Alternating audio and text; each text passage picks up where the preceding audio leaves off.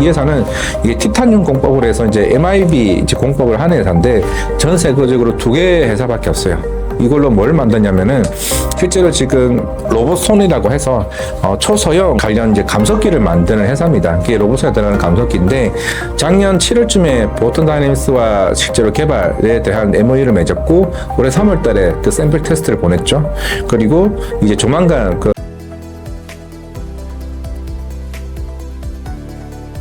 매주 화요일 저녁 8시에 진행되는 무료 특강 아래의 링크에서 신청하세요. 네, 안녕하세요. 메리츠증권 강화문 프리미어센터 이하진 차장입니다.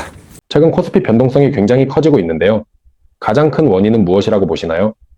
일단은 대내적인 변수는 이제 삼성전자 이제 파업 관련 이슈가 시장에 조금 수급을 특히 외국인 매도세에 좀 굉장히 가해졌다 보고 있고, 그리고 이제 5월 15일이죠. 그때까지가 이제 1분기 이제 실적 발표 시즌이었고, 당시까지는 그래도 이제 펀더멘털로 시장을 이제 오히려 시장을 이겨가면 모습을 좀 보여왔지만은 대신에 이제 특히 북미 쪽이나 아니면 저기 영국 쪽이나 그런 글로벌 매크로적인 불확실성, 흔히 말해서 이제 인플레이션 우려가 계속 이제 부각되어 왔었고, 일본도 이제 금리 인상이 다음 달부터 이제 본격적으로 또 인플레이션에 대한 방어 전략들을 지금 구축하고 있다 보니까 결국에는 실적 발표 이후에 결국에는 재료 소멸로 인해서 좀 그런 불확실성이 시장에 조금 수급적 요인이 좀 강하게 좀 이끌어져 왔다고 생각하고 있습니다. 코스피 시장이 다시 반등 흐름을 보이고 있는데요. 단기적으로 너무 가파르게 올라왔다는 지적도 있습니다.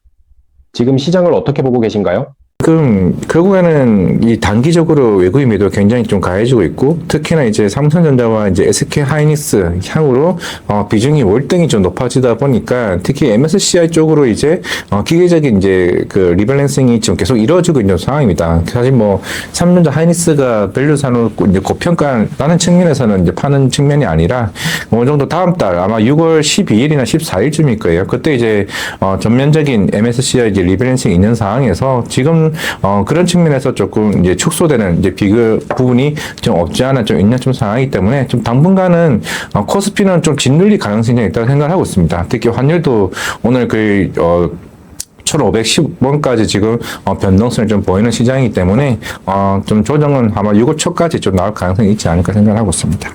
환율이 다시 1,500원을 넘어가고 있는데요.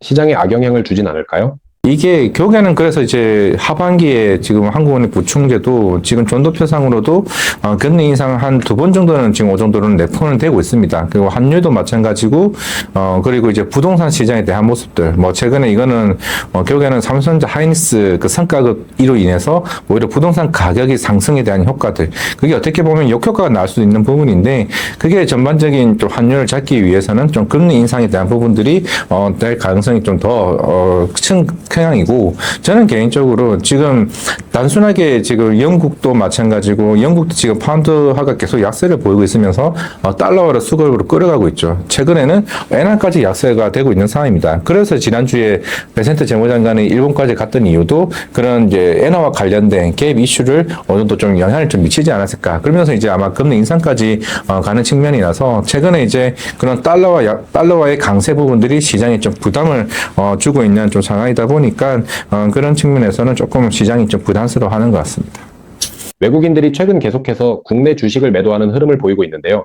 가장 큰 이유는 무엇이라고 보시나요? 저는 첫 번째는 지금 스페이스X가 6월 10일 날 이제 상장이 되죠. IPO가 됩니다. 그 대여급이라서 예전에 우리가 아람코 이슈도 한번 겪어봤던 적이 있을 겁니다. 이미 블랙록도 뭐 세계 최대 운용사인 건 이제 아시겠지만은 15조 자금을 이제 그쪽으로 쏠리게 된 상황입니다. 그러면 여러 이제 헤지펀드나 이런 일반 연기금 쪽에서도 일단은 안전적인 자산으로 좀 갈 가능성이 좀 굉장히 좀 높다라고 하게 되면 최근에 워낙에 삼성전자도 PR 선행이 6배, 그리고 하이닉스 7배, 그리고 마이크론도 그 8배인 상황이라서 아직까지는 저평가인 수준을 좀 맞기는 하지만은 단기적인 그런 급등에 따른 좀 필요도가 있는 좀 상황이다 보니까 일단 스페이스X로 좀 자금이 좀 올리는 좀 현상이 있는 상황이고, 그리고 조만간 캐비너시도 이제 취임식이 있죠. 결국에는 지금 이런 인플레이션과 관련된 캐비너시의 발언도 좀 굉장히 주목할 필요가 있을 것 같습니다. 왜냐하면은 이 상황에서 금리 인하에 대한 스탠스를 가져가게 되면 실제로 트럼프의 영향에 따른 연준의 독립성에 대한 문제가 좀 제기될 가능성이 굉장히 크고, 그런다고 금리 인상에 대해서 명확하게 얘기를 해버리게 되면은 시장이 조금 놀랄 수 있는 부분이 명확하게 좀 나올 수 있다라고 좀 생각을 한다면, 이 두 가지 요인들이 일단은 시장에 조금 불안 요소로 좀 발목을 잡고 있지 않을까 생각을 하고 있습니다. 코스피가 장기적으로 다시 8,000선을 넘어 10,000포인트 시대까지 가능하다고 보시는지 궁금합니다. 또 어느 정도 시간이 필요할지도 말씀 부탁드립니다. 일단 많은 3분기까지는 충분히 좀 가능하다라고 보이고 있는데, 대신에 우리가 이제 2분기 반도체 실적에 대한 부분이 조금은 삼성전자 이슈가 좀 있을 가능성이 있죠. 왜냐면은 충당금도 쌓아야 되고, 그리고 최근에 이제 생산 감축에 따른 가격이 아무리 올라왔다 하더라도 그런 비용에 대한 부분이 좀 삼성전자의 2분기 실적에 대한 조금 우려가 좀 개인적으로 좀 있다라고 생각하고 있습니다. 오히려 SK하이닉스는 실적이 적어도 50조 이상 나올 가능성, 한 60조, 70조를 좀 바라보고 있는 상황이고, 삼성전자는 애초에 이제 100조 수준이었지만은 70조, 60조까지 내려올 수 있다라고 하게 되면, 그러면 이제 그 이후에 오히려 2분기 실적이 소멸이 되고, 그러면 3분기 때 기대감이 좀 커질 수 있기 때문에 아마 시장은 그에 대한 예측을 맞아서 아마 좀 강하게 랠리를 펼칠 가능성이 좀 있다라고 보이고 있고, 6월 달에도 사실 현대차가 그룹 활동 IR이 있습니다. 최근에 워낙 이제 현대 모비스와 같이 강한 상승선을 좀 보여왔었기 때문에 지수적인 측면에서는 어느 정도 지금 한 7,000대 중반은 좀 유지를 했다가 바로 8,000, 9,000에 대한 모습을 가면서 아마 10,000포인트를 좀 단기적으로 찍을 가능성이 좀 있다고 생각하고 있습니다. 엔비디아 실적이 발표됐고 12분기 연속 매출 신기록을 기록했는데요. AI와 반도체 시장 상승 흐름이 앞으로도 이어질 수 있다고 보시나요?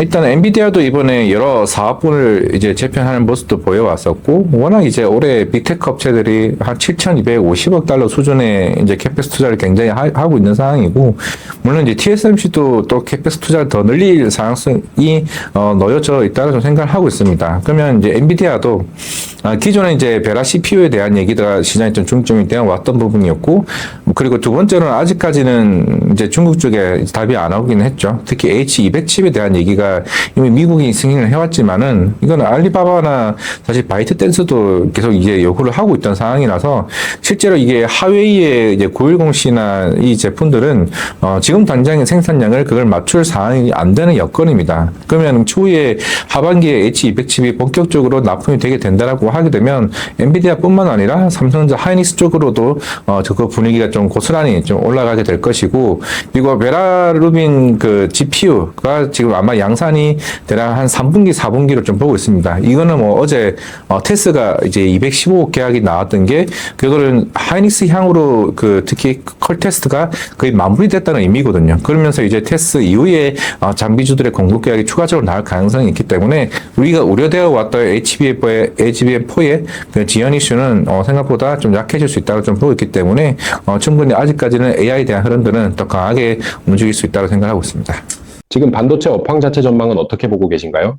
시장은 일단 주가적인 측면에서는 내년 하반기까지는 충분히 올라갈 수 있다고 지금 보이고 있고, 이게 결국에는 최근에 삼성전자 P4 공장도 이제 증설을 단축시켰고, 지금 P5 공장도 지금 이제 두 개 동이 있습니다. 서편에 있고 이제 동편에 있는데, 최근에 이게 세 개 층으로 이제 구축을 하려고 했는데, 최근에 서편을 애초에 이제 가건물로 이제 지어서 1, 2층으로 지금 완전 구조를 신공법으로 완전히 바꾸는 상황이라고 얘기를 합니다. 그러면서 내년 하반기쯤에 이제 그 P5를 좀 당긴 이슈가 좀 있는 상황이라서, 일단 이거는 이제 장비주도 최근에 좀 반등 요소가 굉장히 나왔던 게 큰 이슈가 좀 될 것 같고, SK 하이닉스도 지금 M15X나 M16, M14도 제 등분의 청주에 있는 공장도 빠르게 지금 증설을 하고 있죠. 그 다음에 이제 Y1, Y2 쪽에 있는 용인 공장도 내년 2월쯤에 이제 보통 Y1 하고 나서 Y2를 채우는데, Y1, Y2를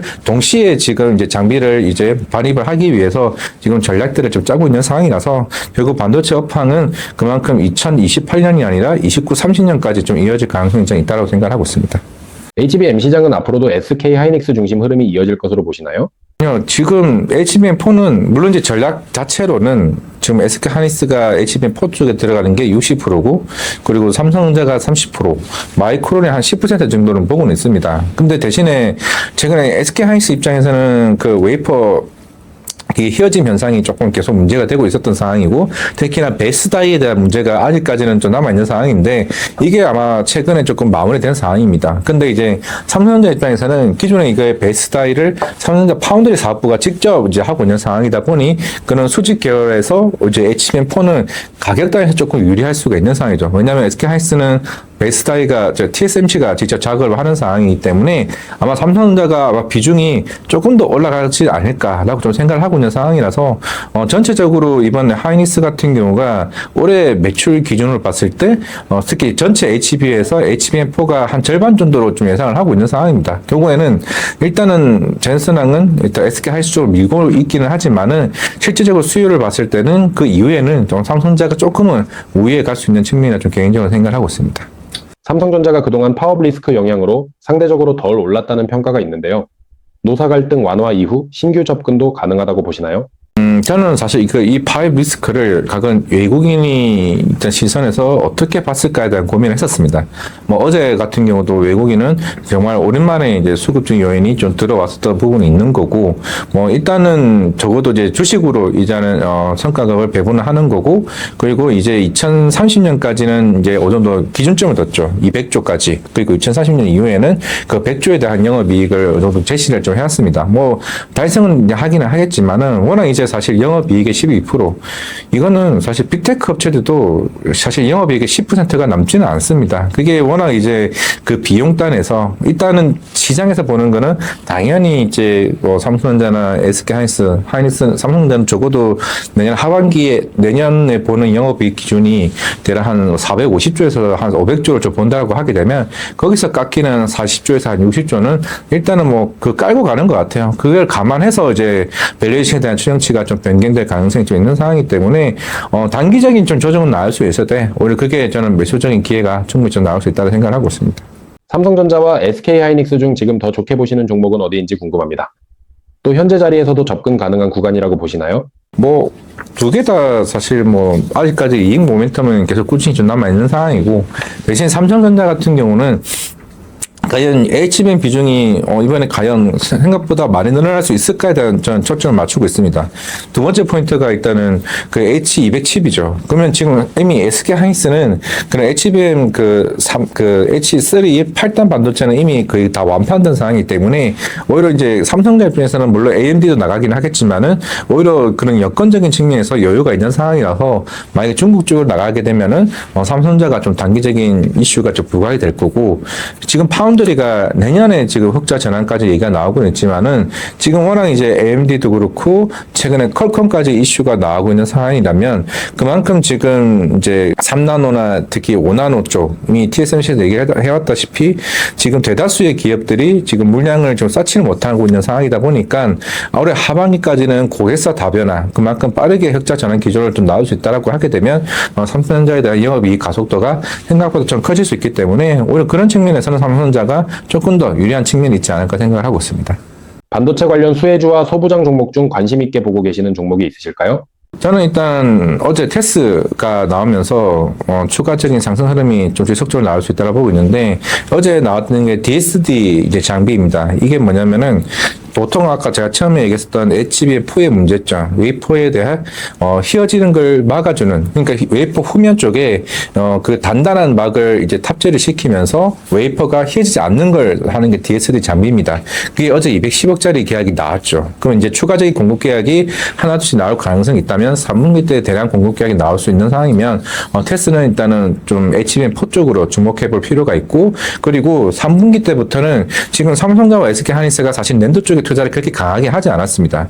근데 최근에 키옥시아가 좀 이슈가 있었고 샌디스키도 마찬가지겠지만은 내년 3반기 때부터는 HBF 쪽으로 생산이 시작이 될 겁니다. 그러면 랜드 쪽에 대한 장비들이 본격화되는 시점이 지금 이제 뭐 제로들이나 솔브렌이나 조금 이제 테스트 쪽으로 주목해 볼 필요가 있고, 뭐 조선 엔지니어링은 워낙 좀 많이 올랐기 때문에 그래도 이제 공급 계약이 남아 있다는 점. 그게 뭐냐면은 CXMT가 아마 조만간 그 IPO를 하죠. 1분기 실적이 그 7조 그 전년 실적과 거의 맞먹는 정도 수준의 1분기에서 나왔습니다.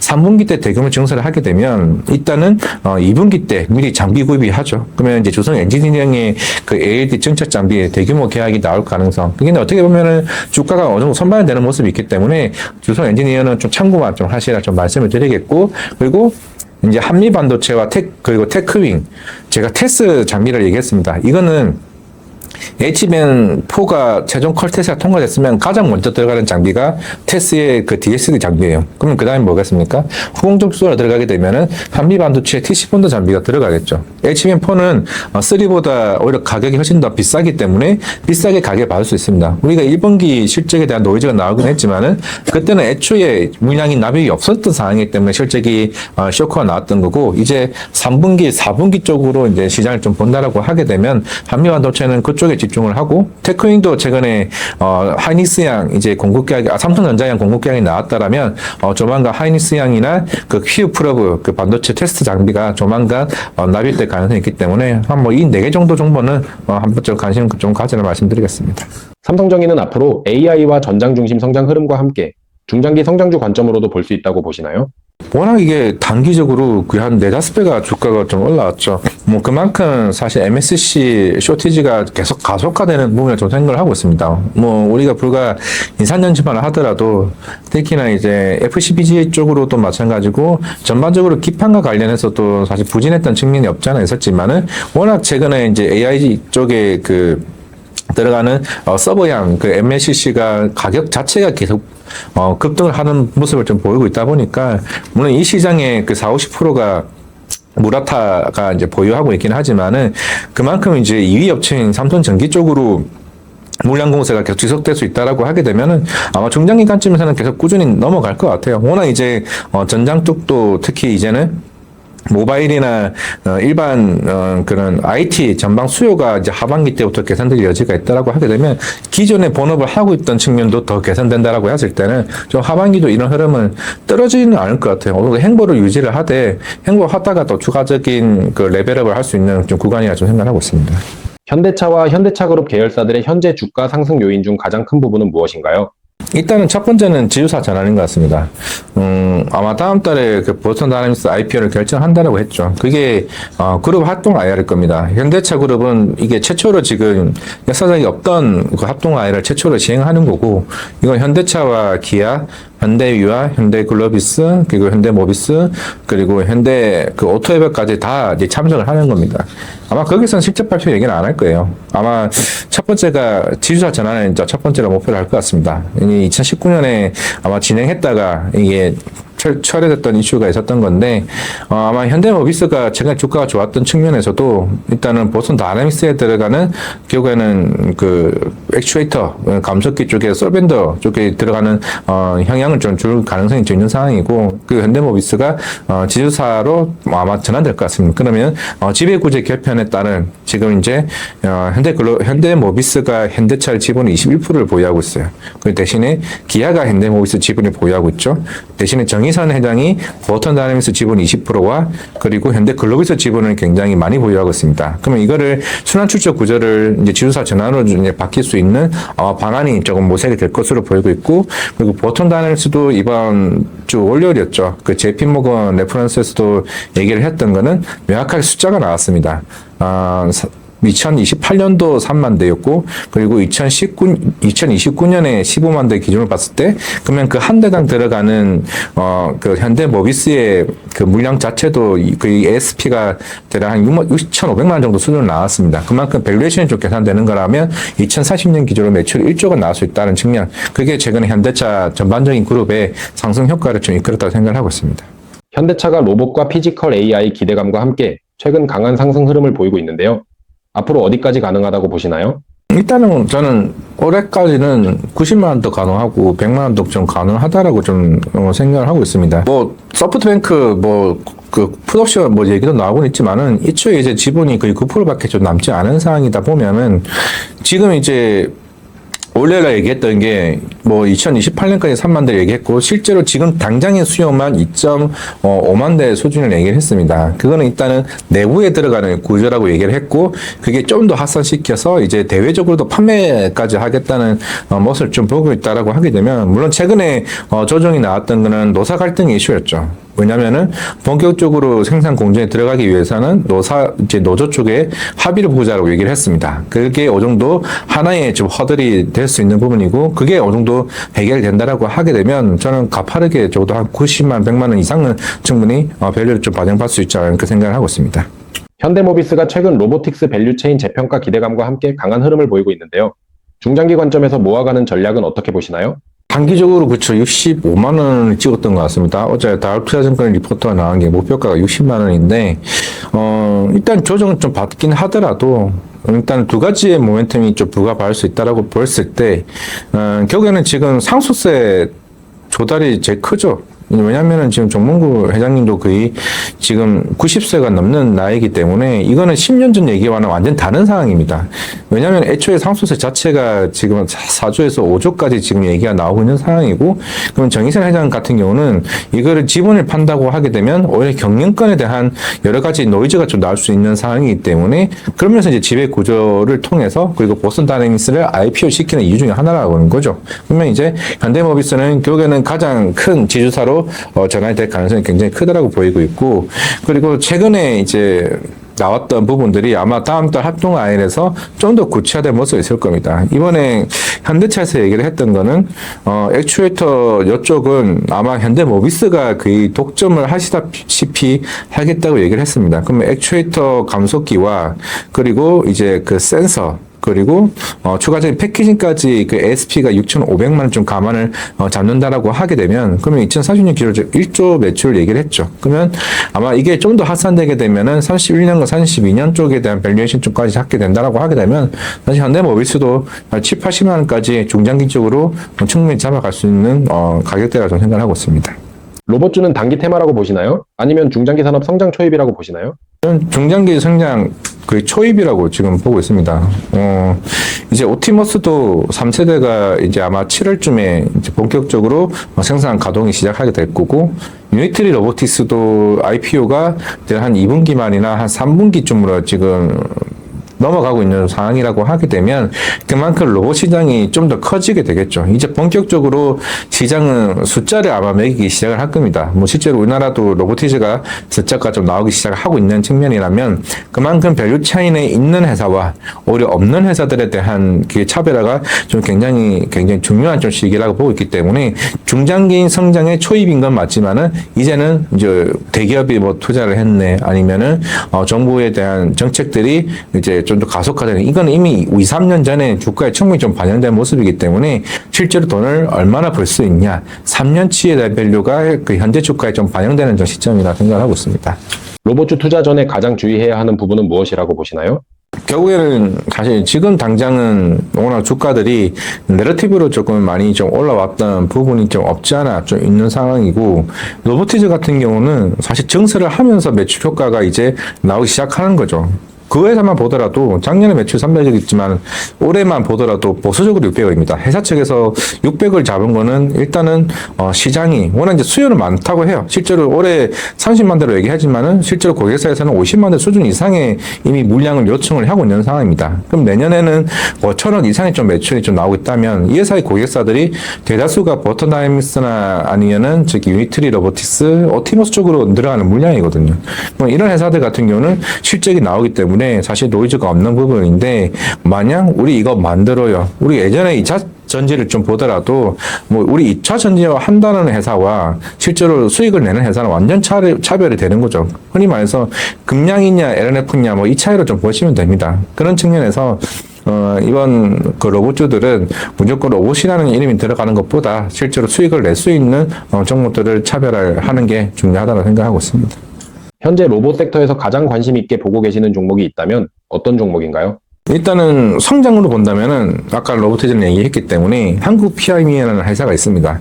물론 최근에 단기적으로 주가가 거의 크게 빠졌습니다. 뭐 12만 원에서 제가 알기로 한 7만 원까지 빠졌었는데 그나마 이 회사가 제가 좋게 보는 거는 지금 이 회사가 뭐 단기적으로 뭐 300억 정도 매출이긴 하지만은 저는 그 이유가 뭐냐면 2029년도에는 5천억까지 매출이 나올 수 있는 회사라고 보고 있습니다. 이 회사는 이게 티타늄 공법을 해서 이제 MIB 이제 공법을 하는 회사인데 전 세계적으로 2개 회사밖에 없어요.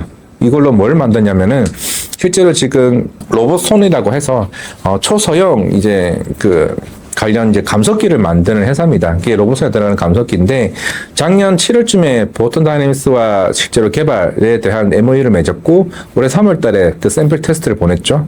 그리고 이제 조만간 그 컬 테스트 최종 통과 여부가 나올 걸로 보고 있는데 어제 오늘 굉장히 급등하는 모습을 보였습니다. 그만큼 최근에는 그 노조 이슈가 나오게 되면서 실제로 현대차가 보스턴 다이내믹스 그 생산에 대한 연장 이슈가 약간 시장에 부각되면서 대부분의 현대차 관련 로봇주들이 오늘도 도전 크게 조심하게 나왔는데 일단은 오늘까지 오르면서 충분히 오늘 가격대까지 오늘 만회를 했다라면 콜 테스트 이후에 좀 강한 상승 동력이 나올 수 있다고 생각하고 있습니다.